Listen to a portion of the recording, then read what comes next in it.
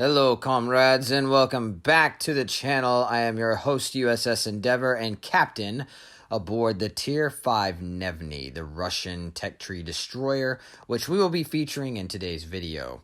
If you'd like to skip all the stats, you can check out the gameplay that starts with the code below. However, this is going to be the Concealment typical destroyer build that you see. The first video will be featuring with Anton Gurin as our commander. He improves the AP shell penetration, and he multiplies by a little over 5 extra percent, which is really good with your AP shells only. Now, the rest of the build is going to basically be what you would typically see on a destroyer. Both inspirations are Bayan Swirsky. I did decide to use Contact is Imminent to help with my torpedo speed, and you'll see why it makes these torpedoes really good. We also have the Concealment mod and Perceptive, helping with the bearing locator, which I always like to use on my destroyers, especially gunboat destroyers. And then Unstoppable and Smoke on the water. So Gnevny also comes with the aiming systems mod 1 in the first slot, propulsion mod in the second. Onto the consumables, which are very familiar at this point. You have a smoke generator and an engine boost for only 8% extra speed. Going to the actual ship stats themselves, our survivability is at 14,100. It's got a little bit slightly better armor, but it's basically the same, so nothing really spectacular here. The main guns have seen a much needed boost. They're the same 130s, but you actually get one less gun, so you only have 4 of them. However, they reload in 3.5 seconds, so you actually have a higher DPM even though you have one less gun. The fire setting chance is still the same at 8%. Maximum HE shell damage and AP shell damage is respectable for this, and they reach out to 11.6 kilometers. However, your 180-degree turn time is really bad at 25.7 seconds. They don't shift very well. Your torpedoes. Now, before, these were 4-kilometer torpedoes, but the buff has now made them 6, which is very usable. They hit really hard, and they, with the torpedo speed at 79 knots, these things scream in the water for 6 kilometers. And if you can get something in range, you don't have to vary your aim very much in order to hit your target. So they are very usable torpedoes now, which I didn't get to experience before. AA defense, though, is laughable. It's very weak. Don't count on your AA defense to stop anything. Moving on to the maneuverability, we have a much slower, I wouldn't say much slower. It is slower than the Pavoisky, 39.1 knots. But this is the destroyer-type build. When we do the other build for the pocket cruiser, it'll increase a little bit. But it's still fast at 39.1 knots. The engine speed boost is going to raise that. It's still maneuverable, so very good maneuverability for the Gnevny. Onto the concealment. Now, with a full concealment build, now I don't have my commanders fully maxed, but they're darn close. I can only pull 5.8 kilometers. Maybe with full maxed out commanders, I could get this to 5.7, 5.6, maybe. And that's a full concealment build. So now you can see why I don't really like this as a destroyer, because it's not very good in the concealment department, even when you fully spec into it. Looking at my individual ship stats, that's not too shabby. 73% win rate is very respectable. Onto the armor, you do have the ability to bounce 203s now, so they're not super lightly armored like the 2 ships before it. But the Gnevny does have the armor to be able to bounce if they shoot AP at you, which is not really going to happen. All right, captains. We're in the Gnevny, we're on northern waters, and we have caps that we can take.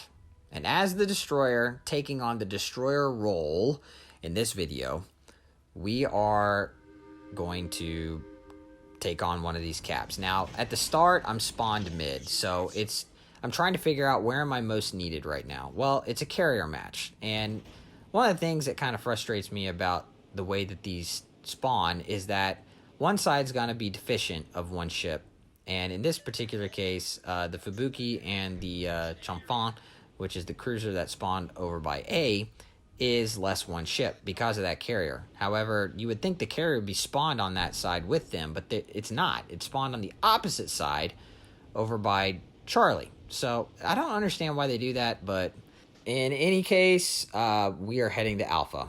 We are going to support the Fubuki. He is going to set up shop inside the cap on the left-hand side, and here the plane is vastly approaching the backside of our ship. So we hit our speed boost because we don't want to get spotted, but he's getting awfully close, and I'm thinking, well, the jig's going to be up. He's going to spot me, and he's going to ruin the fact that I'm coming over here. I really like to keep that element of surprise, but thankfully he kind of turns and picks another target, and we don't get spotted. So we maintain our concealment, which is fantastic, and the Fubuki gets into the cap. He's on the left-hand side of these islands, so we're going to go on the back side and try to spot anything that's going to be coming around the back corner of Alpha on their side. There, the deep water torps pass right under our ship from our friendly Chumfang, which is surprised me a little bit, startled me actually. But just to show you that deep water torps don't hit destroyers, even the friendly ones. So here we have a Garitzia that is backing us up, which is I'm thankful for. His SAP shells, if we end up spotting something right around this corner, I'm confident that he will be able to back me up and take out anything that is lightly armored over here. So that's what we're going to do. We're going to try and find these destroyers, which is a Fushin, a Visteris, and an Akatsuki. So those are the three to look out for.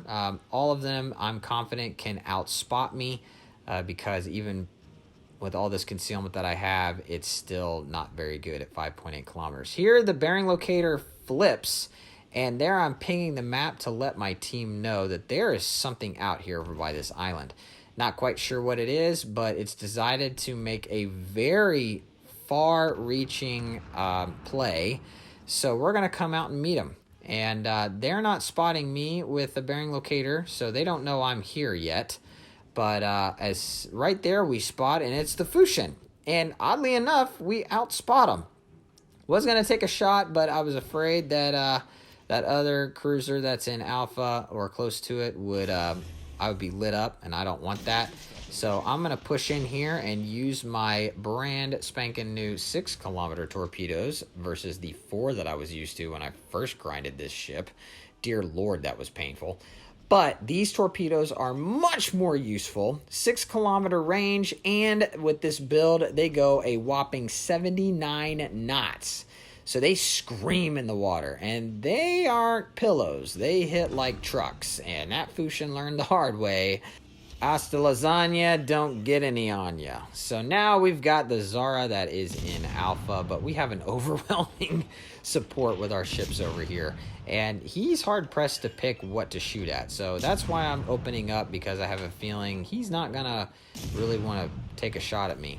If you notice, my bearing locator is pointing off of my nose. And so we're going to smoke up here, because if the Zara gets wise and decides to shoot at us with his SAP, that could hurt. So we're trying to stay concealed. However, something is really close to me off my nose. Could it be another destroyer? Has to be, because nothing else has been spotted yet. Nothing's taken shots at me. If a cruiser would have, we would have seen it. But there are 9 torpedoes. That can only mean one thing. The Akatsuki is over here. There, the Zara finally goes down. So now I have to flip these painfully slow 25-second 180-degree turn time main battery guns. And so you got to make sure that when you know where something's at, get these guns on target, because look at that. We still don't have them on target yet. So now we're finally going to escape from the smoke. I thought those torpedoes might actually hit the Akatsuki, but they don't. But now we're going to chime in with the guns, and we can definitely out DPM this guy. We just have to make sure all of our shells remain on target. And so the Akatsuki starts shooting at us too. He's got some pretty devastating HE. However, if you notice right here, he kind of stopped shooting at us, which can only mean one thing. He's got his torpedoes reloaded, and he's shooting them at us. And lo and behold, there they are. So we're backing up. And he tried to smoke up in desperation, but it's far too late, and we are going to finish him off. And there we go. Both destroyers, the Fushin and the Akatsuki, are finally off the board. So now what is the next play? Well, our team is looking awfully good. But this is World of Warships Legends, and if there's one thing that I've learned playing this game for over 4 years is that anything can happen, and oftentimes it does. Murphy's Law seems to really take its effect in this game, whereas something can go wrong, it will go wrong. But however, sometimes a blind squirrel finds a nut every once in a while, and it doesn't. So, but in the moment, I was thinking that this could still turn sour. So the Helena is about to go down. He's just got way too many ships to have to deal with, and the other ship that was in Bravo Cap that was contesting it also goes down on the red. So now it's a 3v8 scenario where they only have a destroyer, that battleship, the Nagato, and the Wesser carrier remaining.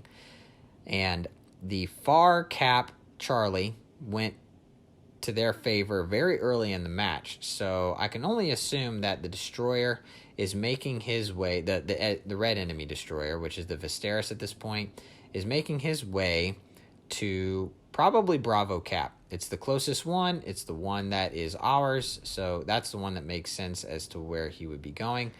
Our entire team that's over here is focusing the Nagato. That poor guy, he just doesn't have much longer to live.